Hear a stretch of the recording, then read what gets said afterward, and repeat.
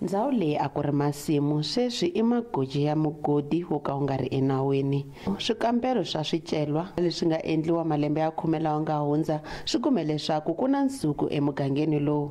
Vaaki va Eka-Muyexe va vula leswaku magoji ya ceriwe hi vahlampfa lava tirhaka vusiku hi ku tirhisana na van'wani va vaaki va muganga. Vaaki va vilerisiwa hikuva ku nga humelela nghozi tanihileswi magoji lawa ya ceriweke endhawini leyi ku dyelaka swifuwo. Ku benefita vona ntsena a va nghenisi nchumu ka xibalo xa tiko, a va nghenisi nchumu ka community ya Eka-Muyexe, mali yo nghena ka vona ntsena. Va hi pfulela na tigede, va hi onhela halani mavele ma hina ma dyiwa, va nghenisa tihomu, va bakanya tigede letiyani.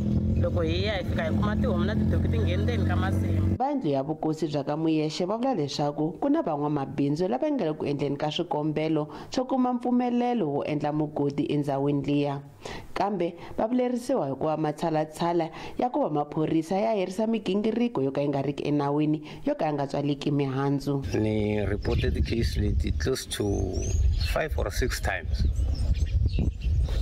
Van'wani va ta va byela ku va huma ka tiHawks va ku hava ta ni pfuna mara ndza nga kuma ku pfuneka. Kasi xiyenge xa Maphorisa xa Hawks xi vula leswaku xi veke tihlo eka xiyimo lexiya. Hi n'hweti ya February hi kumeke hi kha hi ya kona kwala ka tindhawu teto endzhaku loko hi kume swivilelo swo hambanahambana mayelana na ku ceriwa ka migodi swi nga ri nawini, laha hi nga fika hi kuma switirhisiwa swa le mayini leswi hi nga swi teka ko va ku a hi kota ku khoma munhu ka ndhawu yaleyo. Mara mi ta tsundzuka leswaku ku ceriwa ka migodi swi nga ri nawini laha xifundzeninkulu ku kumeka ku ri xiphiqo lexikulukumba, mara hi le ku lwisaneni na swona. Va Hawks va khome 17 wa vanhu eka swihehlo swo cela migodi swi nga ri enawini elokixini ra Lulekani ePhalaborwa vhiki leri nga hundza. Epimani Balo wa Mahungu ya SABC Eka-Muyexe.